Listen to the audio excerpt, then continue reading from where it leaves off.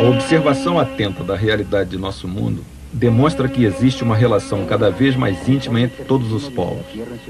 Sem dúvida, os elementos físicos necessários à sobrevivência dos seres humanos vinculam-nos numa mesma condição. Nos momentos críticos da história da humanidade, os elementos espirituais que unem o gênero humano vêm sendo revitalizados por seres conhecidos como profetas, messias e avatares. Este fenômeno de regeneração espiritual está ocorrendo novamente em nosso planeta, e aqueles que estão atentos começam a escutar.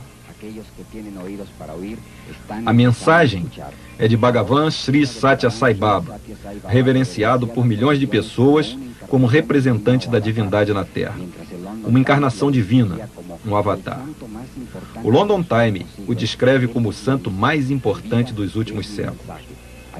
Sai Baba mesmo diz que sua vida é sua mensagem.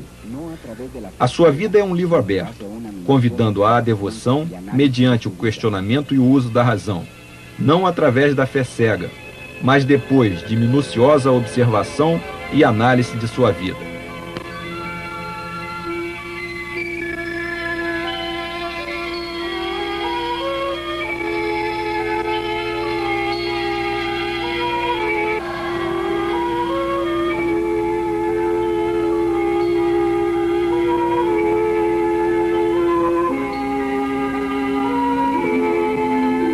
O vilarejo de Puttaparthi está situado às margens do rio Chitravati, a 127 milhas, cerca de 200 quilômetros ao norte da cidade de Bangalore. É muito pequeno para ser visto no mapa. O humilde povoado é abençoado por templos hindus e uma mesquita. Seus habitantes vivem da mesma forma que seus ancestrais viveram por séculos e séculos sem mudar nada.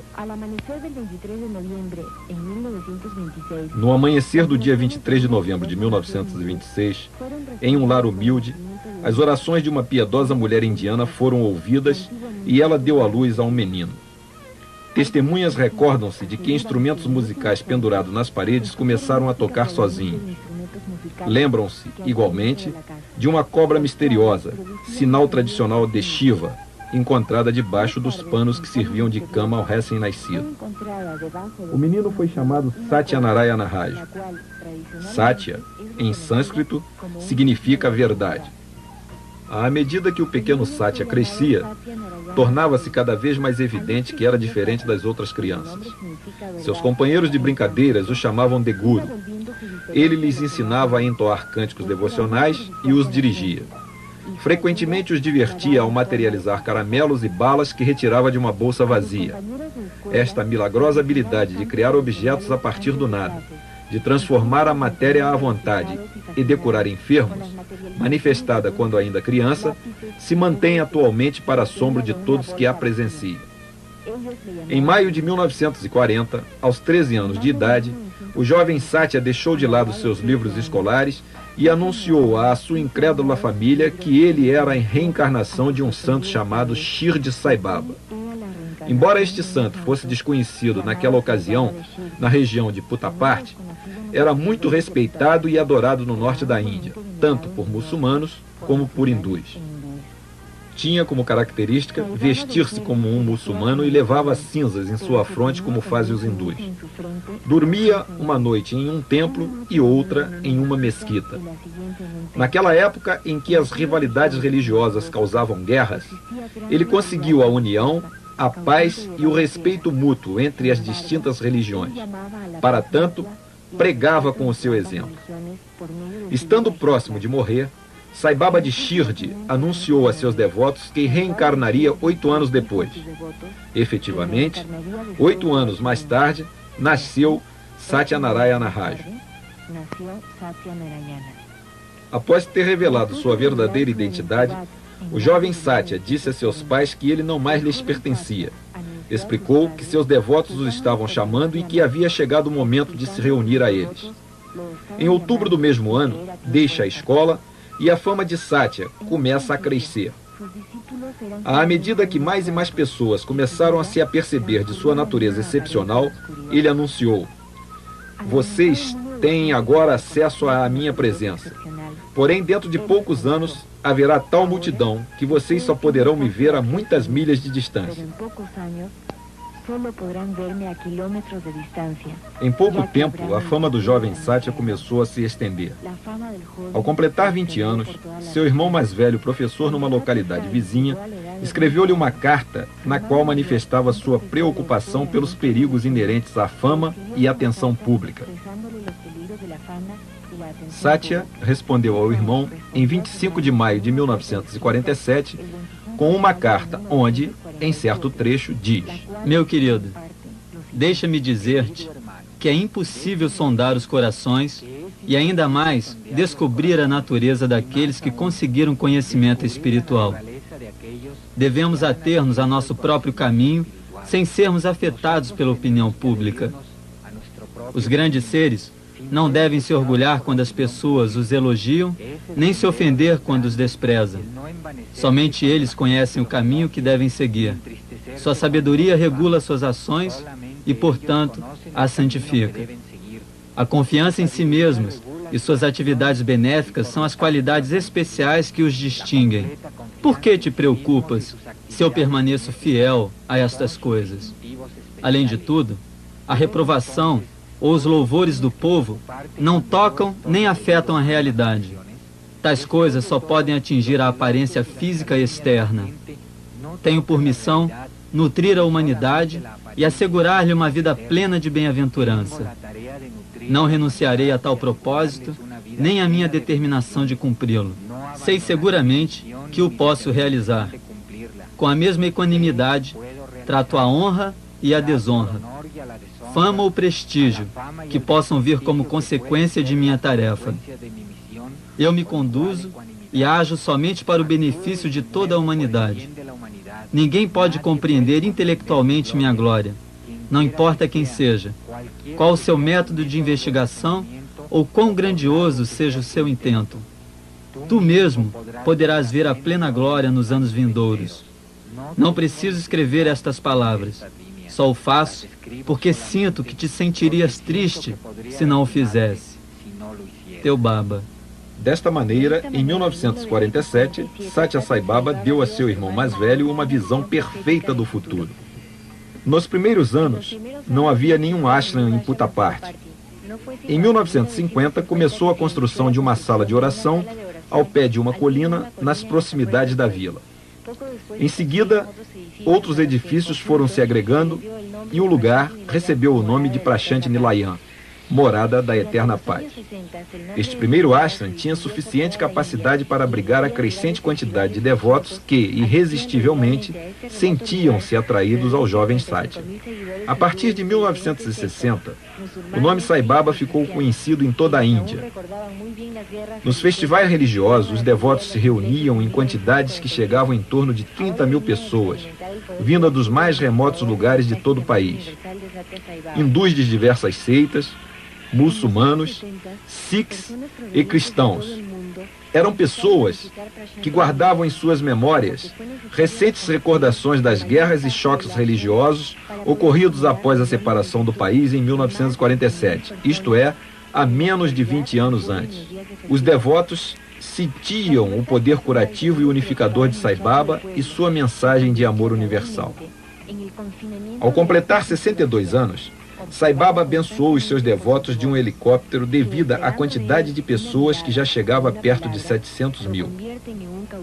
A liberdade pessoal do menino pobre de Puttaparthi havia se transformado em um voluntário confinamento de alguém sem privacidade, constantemente observado e adorado por seus devotos, sempre ansiosos de uma palavra, de um olhar, que o convertera, assim, num cativo do amor que ele mesmo inspirava.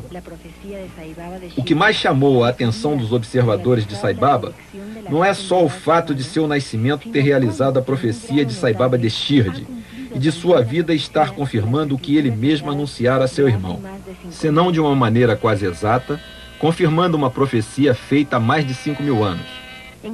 No Mahabharata, que é, digamos, o Antigo Testamento hindu, o Sr. Vishnu, preservador e protetor do universo, prenunciou a Kali Yuga, era que corresponde a nosso tempo, cujas características seriam a degradação moral e espiritual, a corrupção política, a opressão sobre as massas, a hegemonia da falsidade e da hipocrisia. Disse então o Sr. Vishnu: quando o mal prevalecer na terra, eu mesmo nascerei na família de um homem virtuoso, para restaurar a tranquilidade e exterminar a maldade. Na época de Kali, tomarei a forma humana de um avatar de cor escura. Eu nascerei numa família do sul da Índia. Este avatar terá imensa energia, grande inteligência e todos os poderes. Os objetos que este avatar necessitar para o cumprimento de sua missão estarão à sua disposição instantaneamente, tão logo precise ou deseje. Será um vitorioso pela força única de sua virtude. Restabelecerá a ordem e a paz no mundo. Inaugurará uma nova era de verdade e estará sempre rodeado de pessoas espiritualizadas que o adorarão. Ele será como o vento sobre a terra. Os seres o imitarão. Sua conduta trará paz e prosperidade. Os homens desfrutarão felicidade na prática de rituais religiosos. Centros educacionais e a educação espiritual e temporal, assim como templos, reaparecerão em quantidade. Os ashrams estarão cheios de homens apegados à verdade. Os governantes da terra governarão virtuosamente seus países. A fama deste avatar será esplendorosa. Esta profecia está no Vishnu Purana, antiga escritura, na qual ainda se menciona que o avatar terá poderes sobre-humanos e os usará para estabelecer uma nova era da verdade. Acrescenta ainda: seus pais serão devotos de Vishnu e viverão em um povoado onde seus habitantes expressarão devoção pelo aspecto de pastor de vacas do Sr. Krishna. De fato, a mãe e a avó de Sai Baba veneravam o aspecto de Vishnu chamado Satyanarayana muito antes do nascimento de Sai Baba. E Puttaparthi era antigamente chamada Golapali, que significa Casa dos Vaqueiros. Desta forma, a vida de Bhagavan Sri Satya Sai Baba parece cumprir atualmente as profecias e escrituras da Índia milenar.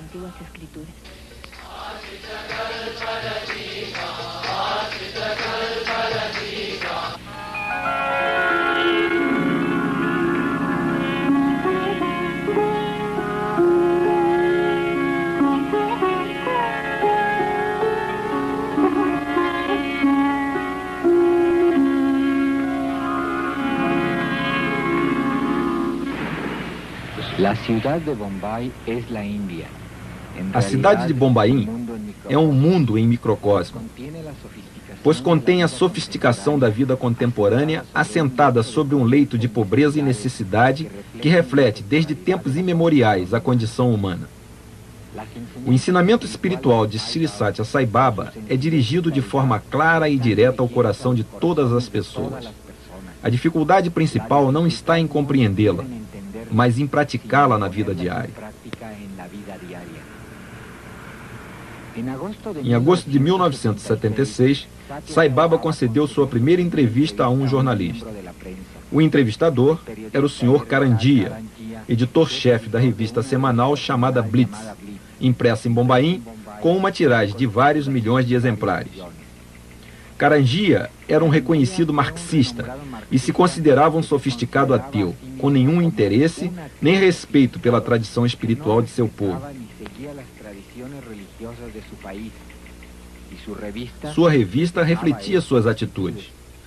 Sua decisão de viajar ao sul da Índia para visitar Sai Baba foi resultado de um desafio feito por um colega, o qual lhe manifestou ser inconsistente considerar-se ele um jornalista objetivo se já havia formado uma opinião pré-concebida sem ter conhecido Sai Baba pessoalmente. Durante sua estada no ashram, Baba o chamou para uma entrevista pessoal. Posteriormente, o jornalista publicava: Baba não só irradiava poderosas emanações de algo que eu só posso descrever como amor e graça espiritual, mas me deixou assombrado com seu conhecimento dos menores detalhes de meu trabalho e de minha vida particular. Também parecia conhecer, antes que eu as formulasse, todas as perguntas que eu havia pensado em fazer.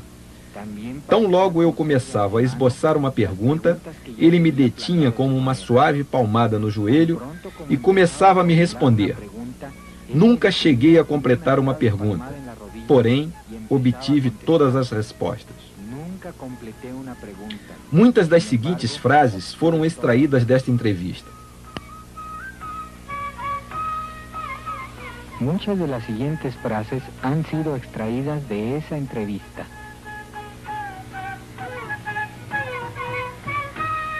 Deus é o homem, e o homem é Deus. Todos temos algo de Deus dentro de nós, a centelha divina. Os homens são divinos como eu. A diferença é que não têm consciência de sua divindade. Eles chegaram a esta prisão kármica, o corpo físico, através dos erros de muitas vidas. Eu, ao contrário, tomei esta forma mortal por minha livre vontade. Eles estão escravizados ao corpo, enquanto eu sou livre de ataduras.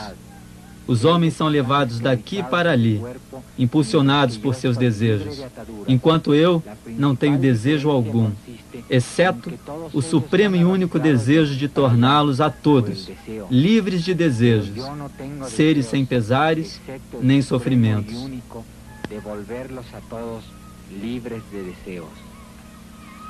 Cada vez que a discórdia, a desarmonia e a rivalidade se apoderam do mundo, Deus encarna em uma forma humana para mostrar a todos o caminho do amor, da harmonia e da paz. Um avatar assume a forma humana e se comporta como tal para que a humanidade possa sentir um parentesco com o divino e, ao mesmo tempo, se eleva a alturas divinas para que esta mesma humanidade possa alcançar Deus. A realização do Deus interno, morador do coração, motivador da vida, é a tarefa para a qual desce o avatar. Por isso, em minha presente forma de avatar, vim com a totalidade dos poderes de Deus sem forma para corrigir o homem, para elevar-lhe a consciência e para reconduzir os homens ao correto caminho da verdade, da retidão, da paz e do amor à divindade. O vibhuti que eu materializo é a manifestação da divindade e tem um poderoso significado. É o símbolo da natureza cósmica, imortal e infinita de Deus. O Atma, ou Espírito, é o que resta quando tudo o que é mundano, transitório e mutável é queimado. É, em primeiro lugar, um símbolo do ciclo vida-morte, no qual tudo finalmente se reduz a cinzas. És pó e ao pó voltarás. Cinza ou pó é a condição final de todas as coisas. Já não pode sofrer nenhuma mudança posterior. No contexto espiritual, as cinzas sugerem àqueles que as recebem a necessidade de renunciar a todo desejo material e queimar todas as paixões, todos os apegos e tentações no fogo da devoção. No contexto espiritual, as cinzas sugerem àqueles que as recebem a necessidade de renunciar a todo o desejo material e queimar todas as paixões, todos os apegos e tentações no fogo da devoção, que torna as pessoas puras em pensamentos, palavras e ações. É pela vontade de imprimir esta lição em suas mentes que materializo cinzas para aqueles que vieram a mim com amor e devoção. Como as outras materializações, as cinzas atuam como um talismã, curando as enfermidades e dando proteção aos que dela necessitam. É o símbolo da divindade. Portanto, é muito diferente dos truques dos mágicos. Meus poderes são para proteger, curar, salvar as pessoas e materializar objetos. Esses poderes originam-se diretamente da vontade de Deus e só podem ser exercidos por um avatar. Un avatar es reconocido por 16 características, Um avatar se reconhece por 16 características. As 15 primeiras são controle das 5 funções e dos 5 sentidos do corpo e o controle dos 5 elementos da natureza. Estas qualidades são alcançáveis através de práticas e disciplinas espirituais, mas não a 16ª, que não é produto de desenvolvimento espiritual humano, mas a revelação da descida e encarnação da divindade, e manifesta-se nos poderes milagrosos de Sai Baba. Esta característica se chama onisciência, onipresença e onipotência. Ela é a consciência infinita.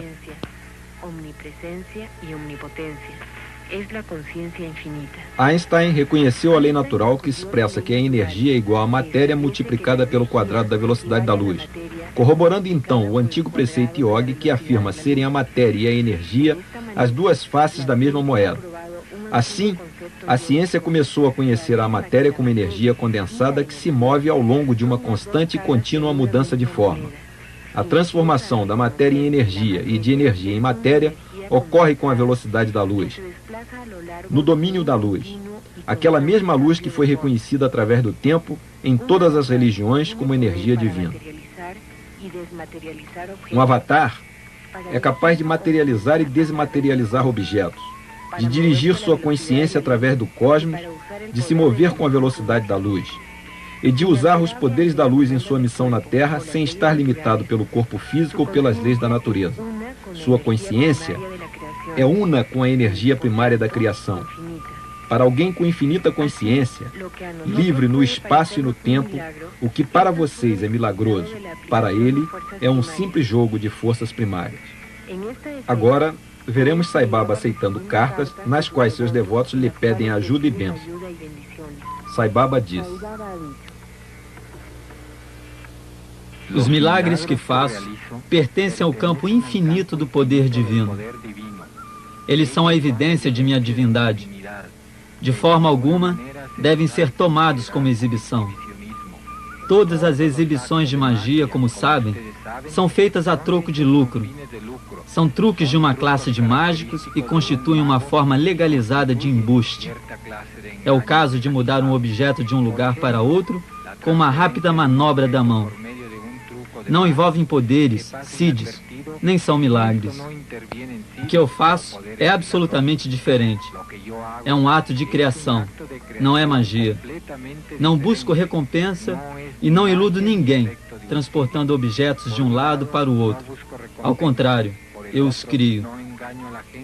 Mais uma vez esclareço que não faço isto por necessidade, nem para ostentar meus poderes. Para mim, isto é uma espécie de cartão de visitas, para convencer as pessoas de meu amor por elas e, em retorno, conseguir despertar nelas devoção pelo divino. Como o amor não tem forma, utilizo as materializações para evidenciar o meu amor. É meramente um símbolo. Muitos desejam talismãs que simbolizem minha proteção. Então eu lhes dou. Quando estão com um problema, sentem a presença do anel, do relógio ou da pulseira. Recordam-se de mim e me chamam para que os ajude. Por outro lado, se eu lhes desse algo que não pudessem usar, provavelmente o guardariam em algum lugar e o esqueceriam. Estes talismãs dão às pessoas uma ideia de proteção e segurança, que necessitam nas horas de crise, e criam um laço simbólico, cobrindo grande distância entre mim e eles. Quando os devotos precisam de mim, estes objetos irradiam a mensagem como se fossem um radiotransmissor, e eu vou imediatamente em seu auxílio. Posso curar, salvar e até ressuscitar pessoas se elas tiverem uma condição espiritual receptiva. É como os polos positivos e negativos da eletricidade. Minha capacidade é o polo positivo e a devoção dirigida a mim, o polo negativo. Uma vez juntos, dão lugar àquilo que se tem chamado milagre da cura. A mente humana é a verdadeira responsável pela enfermidade e pela saúde. É por si só a causa das mesmas. Por isso, Quando chega o momento da cura, a mente deve gerar fé suficiente para alcançar tal propósito. Tudo o que faço é dar-lhes confiança, a vontade e o poder de se curarem a si mesmos. É a abundância de meu amor, reciprocamente correspondido pela fé que os devotos têm em mim, que produz os resultados desejados.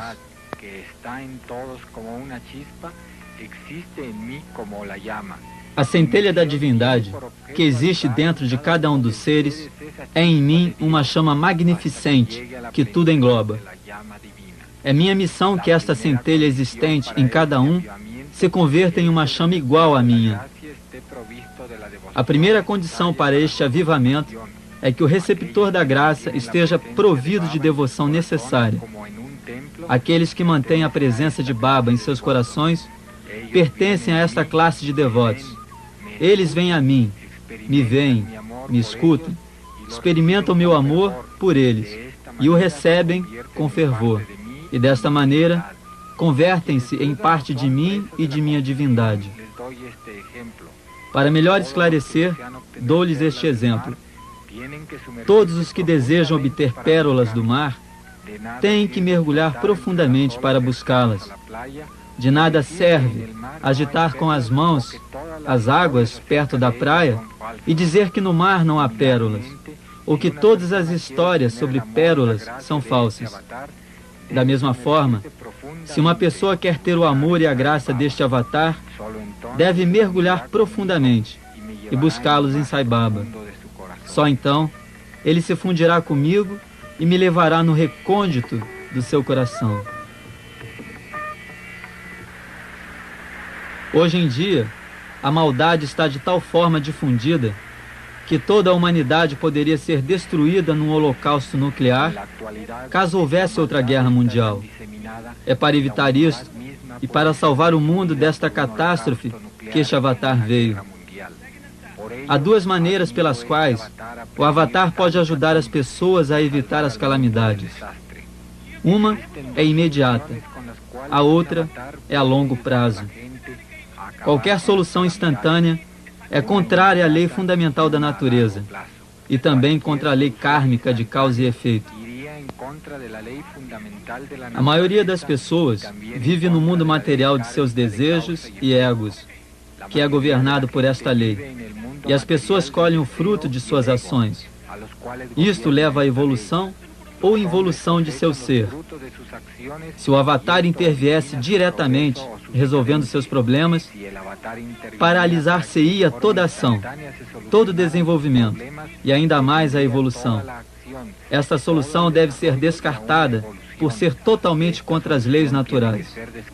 A outra e mais efetiva alternativa apresenta uma solução a longo prazo, na qual o avatar conduz as pessoas para que elas mesmas alcancem um grau maior de consciência que lhes permita compreender a verdade das leis espirituais. Esta qualidade os ajudará a compreender a natureza e a lei kármica de causalidade. Os seres humanos poderão transcender o ciclo de causa e efeito que hoje os envolve como vítimas, e assim poderão dirigir e controlar as forças naturais. Prevenir calamidades tais como terremotos, inundações, secas, fome e epidemias. Se o avatar fizesse desaparecer imediatamente todas as calamidades, coisa que posso fazer e faço quando muito necessário, todo o drama da criação com suas leis kármicas sofreria um colapso. Estas calamidades ocorrem não pelo que Deus fez ao homem, mas sim pelo que o homem fez a si mesmo.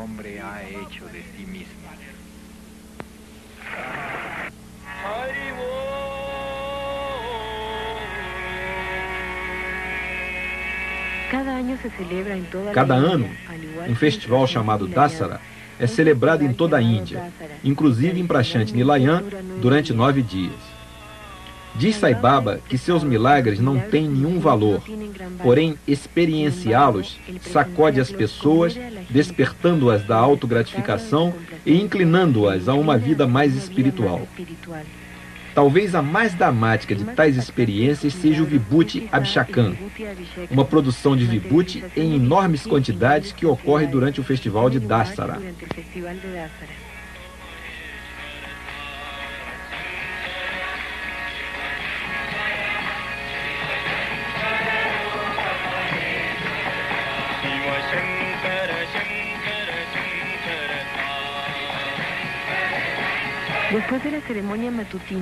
Depois da cerimônia da manhã, multidões se reúnem no auditório e Baba explica o significado do Vibhuti Abhishekam. A estátua de prata de Shirdi Sai Baba, a encarnação anterior de Bhagavan, é lavada e secada com muita devoção. Um colar é materializado por Baba com o esvoaçar de sua mão e colocado cuidadosamente na imagem. Uma vasilha de madeira é colocada de boca para baixo sobre sua cabeça. Baba começa a agitar a mão no interior da vasilha, deixando cair grandes quantidades de cinzas que cobrem a estátua com uma inebriante fragrância. Es notable observar que, a pesar de que el jarrón está boca abajo, quando Baba, por um momento, retira a mão de dentro da vasilha, as cinzas deixam de cair, mostrando aos espectadores desconfiados que a vasilha vazia necessita da mão divina para que a cinza seja produzida. O fluir recomeça assim que Baba reintroduz a mão. Nestas ocasiões, a lógica nos desampara porque, na perplexidade, não percebemos que aquele que pode produzir cinza à vontade, usando uma vasilha vazia, também pode deter à vontade o fluxo. E então, começamos a questionar sobre quando o fluir se interrompe e quando se reinicia. Desta maneira, que a caída cesse é tão surpreendente como que se inicie.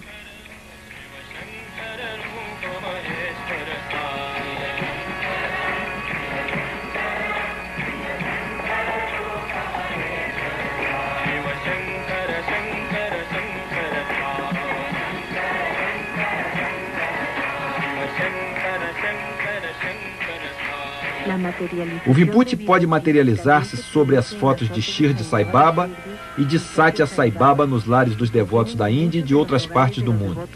No salão de bhajans do lar do Sr. Krupana, em Bangalore, muitas fotos têm estado estudando Vibhuti por mais de uma década. O Sr. Krupana comentou a propósito deste fenômeno: "Sim, eu sou devoto de Baba. Vivo aqui com minha mulher e a família de meu primo. Não há nada de especial nesta casa. Aonde eu vou, levo as fotos comigo e o Vibhuti começa a materializar-se nelas. Todos podem vê-lo. Muitos o apreciam. Estas cinzas são para distribuir, não para guardar. Nós damos tudo o que se materializa.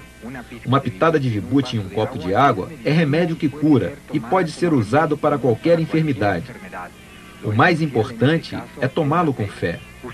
Você deve ter fé em Baba e no Vibhuti, e todas as doenças poderão ser curadas."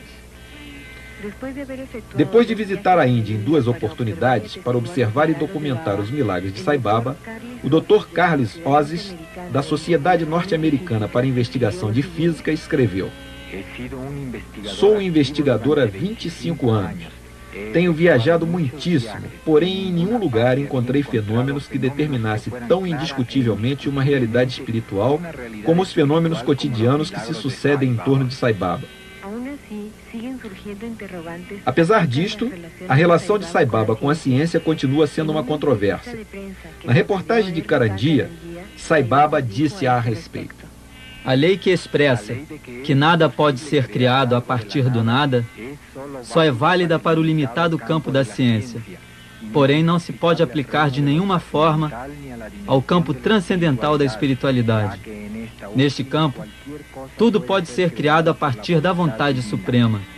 Tudo o que existe pode desaparecer, e aquilo que não existe pode aparecer." Quando perguntaram a Baba como foi criado o universo, respondendo a partir do princípio divino e eterno, disse: "Não havia quem me conhecesse até que eu fizesse o universo à minha vontade com uma só palavra. Imediatamente apareceram as montanhas, os oceanos, o sol, os mares, os continentes, a lua, os desertos. Os rios começaram a fluir, o céu acima e a terra abaixo. E todo o universo surgiu para provar minha existência. Depois, vieram todas as formas de seres, homens, animais e pássaros, escutando, falando e voando. O primeiro lugar foi concedido ao ser humano, e o conhecimento foi colocado em sua mente.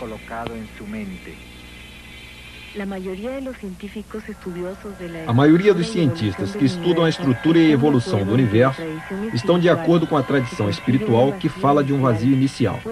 Eles podem estar muito próximos da verdade, pois eles creem que o universo é a expansão remanescente da explosão de uma concentrada massa de matéria criada há 20 milhões de anos atrás.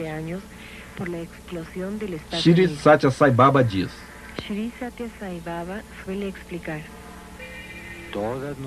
todas as escrituras afirmam que Deus está presente em cada um de nós. A divindade é o Uno manifestado no mundo real, que dirige e governa todo o universo. Não existe exceção da divindade. Assim, os planetas seguem suas órbitas, as estrelas seu caminho, o sangue seu pulsar. Para que tudo isto exista de forma constante, há uma força divina que o sustenta.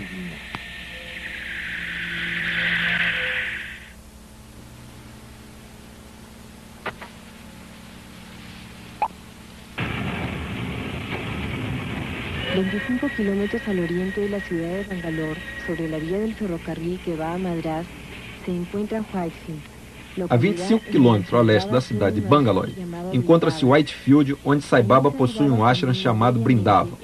Ali, diariamente como no outro ashram, Sai Baba passeia entre os devotos que, sentados no pátio, em silêncio, esperam seu darshan, isto é, a visão e a presença do Avatar. Este acesso à presença de Baba é uma alegre surpresa para quem pensa no Avatar como uma pessoa inatingível. Uma figura que, por sua talla espiritual, parece remota y de una aproximación casi inalcanzable.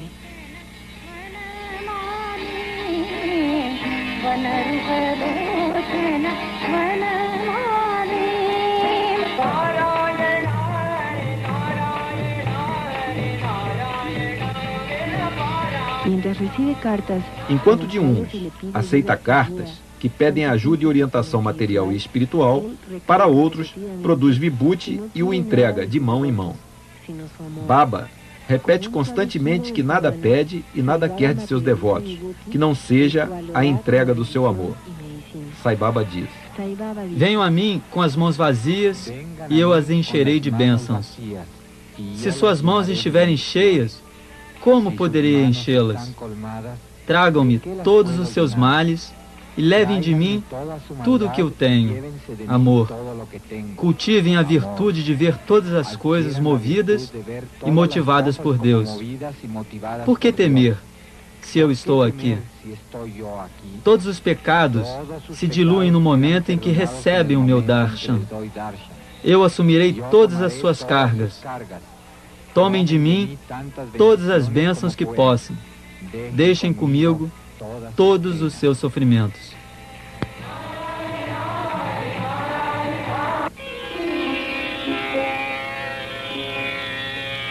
Junto a su residencia se halla el Colegio de Artes, Ciencia y Comercio para Varones Satya Sai.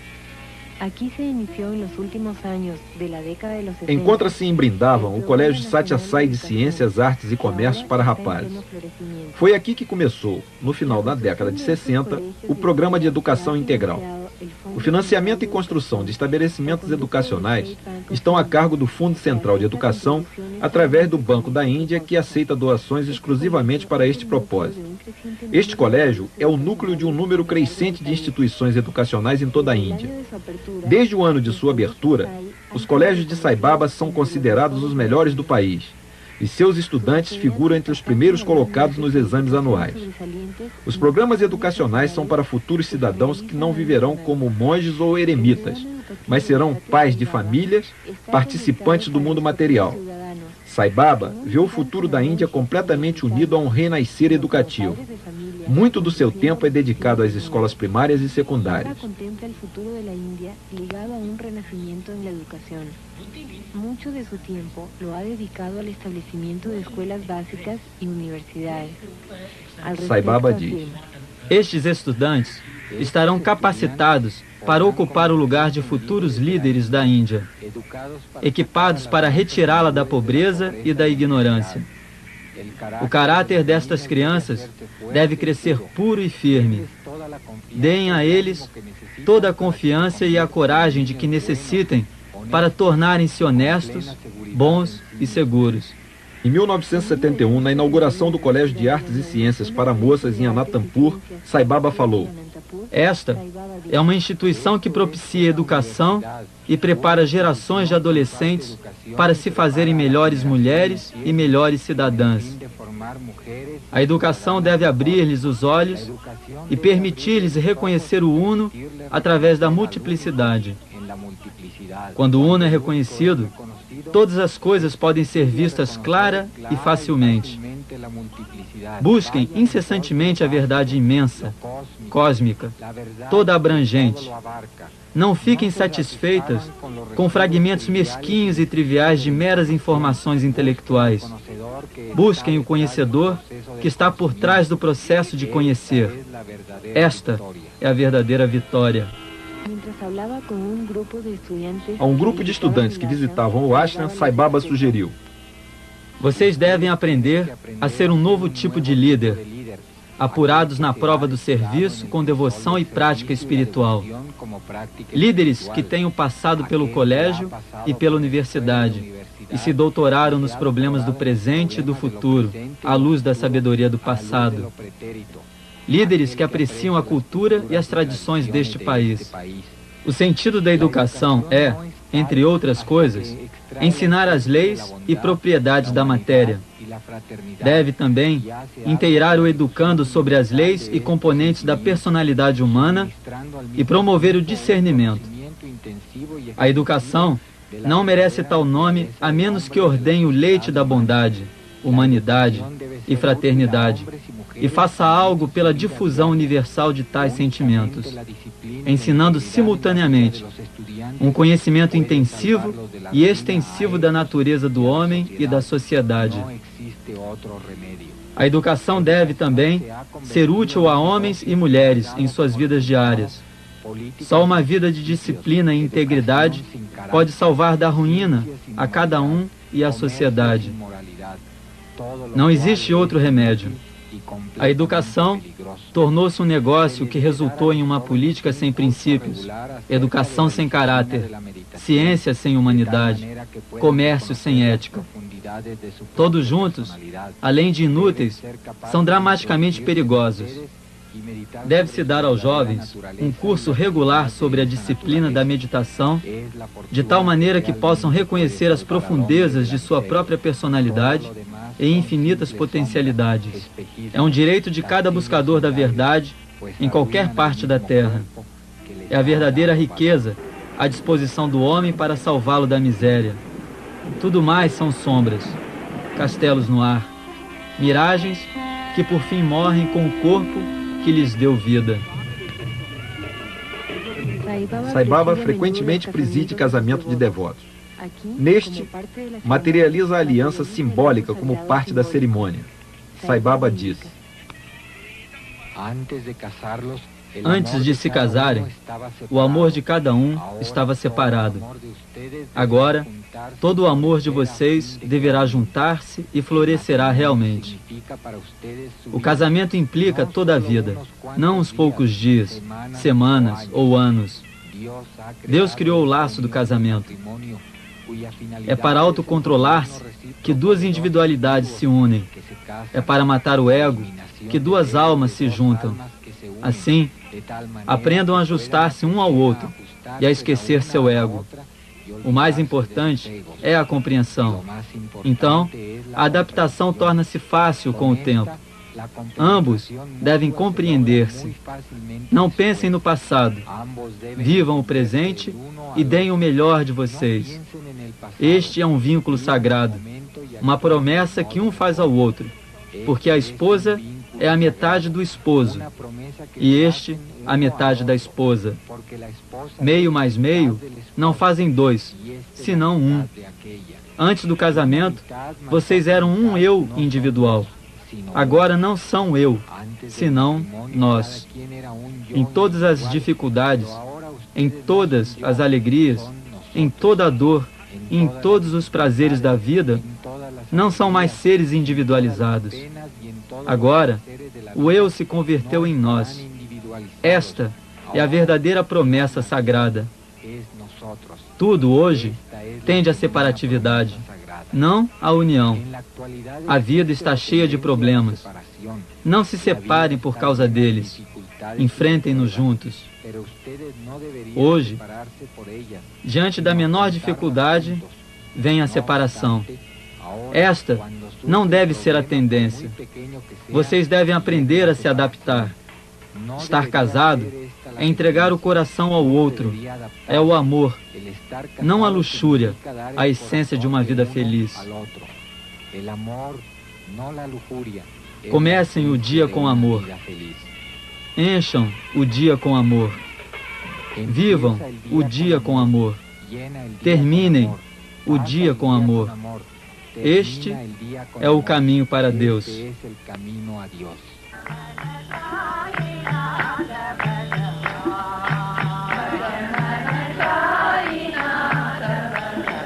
Sai Baba incessantemente enfatiza o laço fundamental que une todas as religiões. Adverte ele. Deixem que existam as diferentes crenças. Permitam-nas florescer. Que a glória de Deus seja cantada em todos os idiomas, em todas as diferentes melodias. Isto é o ideal. Respeitem as diferenças entre as religiões e reconheçam sua validade, de forma que não se extinga a chama da unidade. Eu não vim para falar em favor de alguma religião em particular. Não vim em nenhuma tarefa publicitária em proveito de alguma seita ou crença, ou causa religiosa. Tampouco vim para reunir seguidores de alguma doutrina. Eu vim para falar-lhes dessa fé universal e unificadora, este caminho de amor, este dever de amor.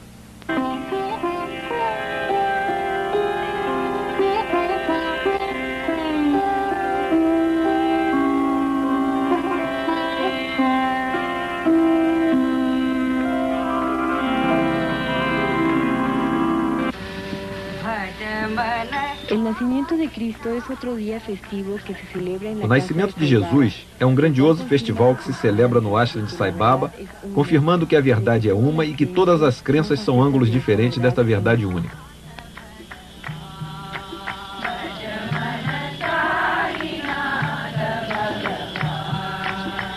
El cristianismo y el hinduismo comparten la imagen del Señor cuidando su rebaño.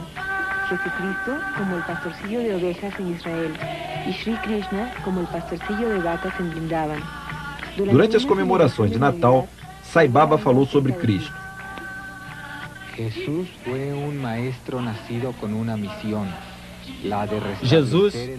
foi um mestre nascido com uma grande missão, a de restabelecer o amor, a caridade e a compaixão no coração dos homens. Ele não teve o menor apego ao corpo ou pelo ego.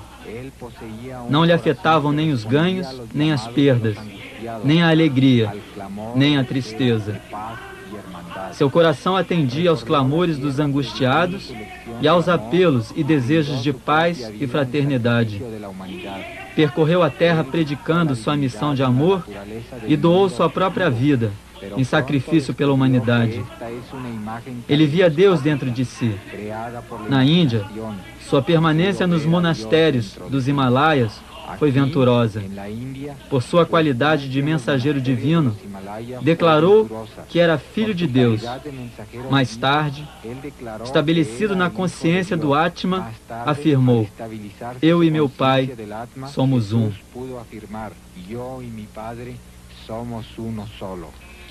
Dr. John Hislop, presidente do Conselho Satya Sai da América, relata o que aconteceu quando Sai Baba criou um crucifixo singular, o qual lhe foi dado. Estávamos na Índia, na selva de Bandipur, na data do Shivaratri, e Baba, acompanhado de vários devotos, percorria o bosque procurando um lugar onde pudesse efetuar o ritual. Finalmente encontramos o leito seco de um rio e à tarde regressamos todos àquela paragem. Deixamos o carro e começamos a descer o dorso de uma colina fronteira ao rio até chegar ao fundo. Por casualidade, eu caminhava perto de Sai Baba e quando passamos junto a um arbusto, ele tomou 2 raminhos em sua mão. Formou uma cruz com eles e me perguntou: Hislop, que é isto? Eu respondi: é uma cruz, Swami. Logo, fechou os raminhos em sua mão e depois de soprar 3 vezes sobre ela, abriu-a. Ali estava o crucifixo que veem agora. Posteriormente acrescentou: este é Cristo como realmente estava na cruz, não como os artistas e historiadores o representam. Tinha um estômago fundo devido aos dias que passara sem comer. Ao ver o crucifixo, disse: Swami, o que é este orifício na parte superior da cruz? E ele respondeu: este orifício foi feito com o objetivo de pendurar a trave a uma coluna. E acrescentou: a madeira desta cruz é parte da mesma madeira da cruz onde Cristo foi crucificado, e devo dizer que empreguei algum tempo e esforço para achar um fragmento desta madeira. Não esqueça que se passaram 2000 anos.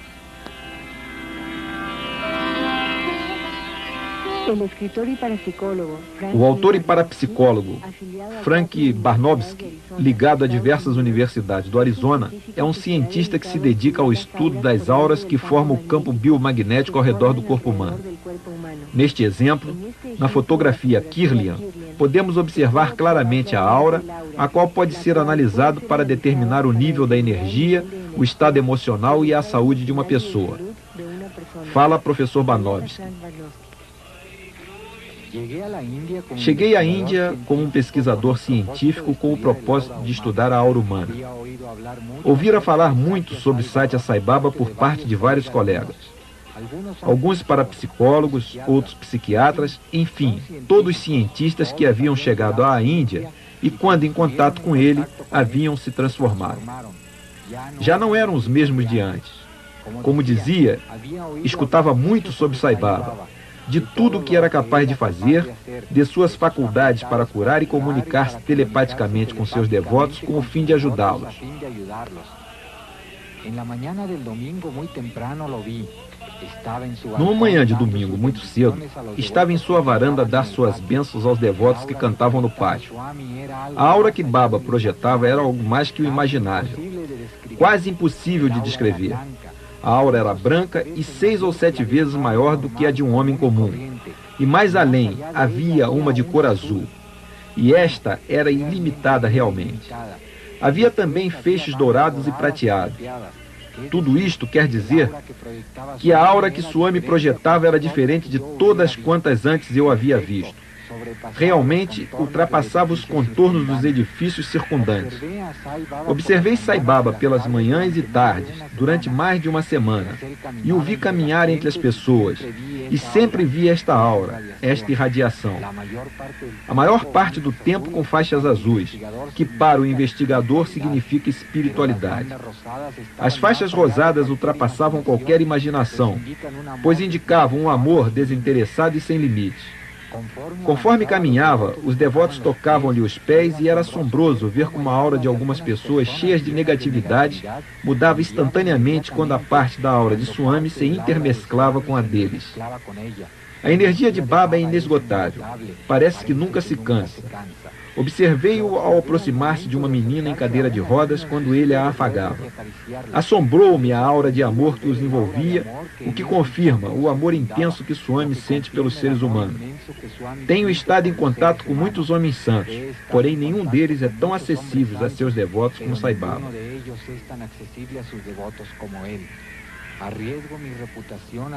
Sei que arrisco minha reputação científica com o que eu vou dizer. Porém, fazem 2 dias que olhei os olhos de Sai Baba e nele contemplei um esplendor que jamais vira e tive a certeza absoluta que olhei a luz da divindade em seu rosto e já não tenho a menor dúvida. Segundo minha apreciação, Sai Baba é exatamente o que parece ser. exatamente aquilo que quer que nós sejamos, aquilo que exige que devemos ser, amor. Ele é justamente isto, amor.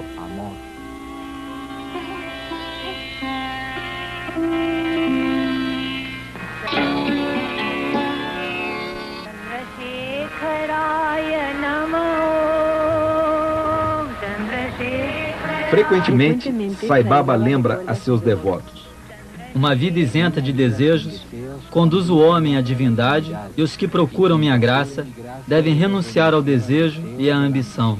As riquezas se tornam tentações fatais, são fonte e causa da servidão humana. Uma vida sem desejos significa a realização do puro ser, que é a alma. Quando se dá rédeas ao desejo, cai-se no egoísmo. A alma se transforma em ego.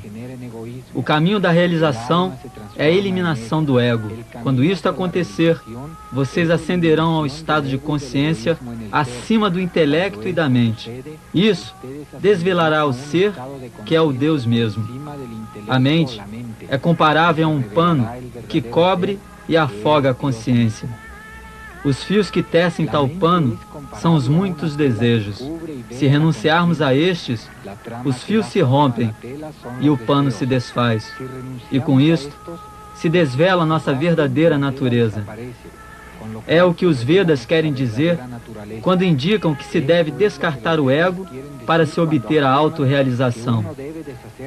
Dessa forma, a mente tem que ser superada até atingir a consciência, a fim de alcançar a infinita alma universal. O ser encarnado deve acabar com a mesquinha e angustiante prisão da personalidade. Os desejos pertencem aos sentidos, ao cérebro, à mente.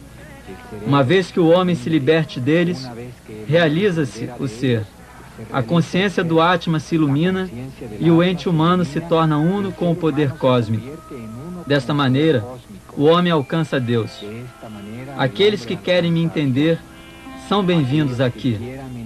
O espírito de investigação é importante. Eu não os convido a vir aqui para se inclinarem diante de Deus. Quero que venham, vejam, escutem, estudem, observem, experimentem e se deem conta de quem é Baba. Só assim poderão me entender e apreciar o Avatar.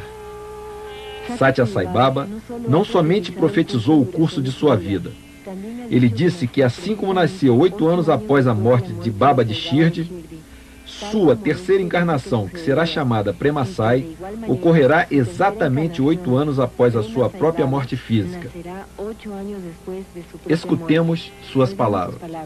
O presente Avatar veio com a tarefa de fazer com que todos vocês se deem conta que Deus ou a divindade reside em cada um.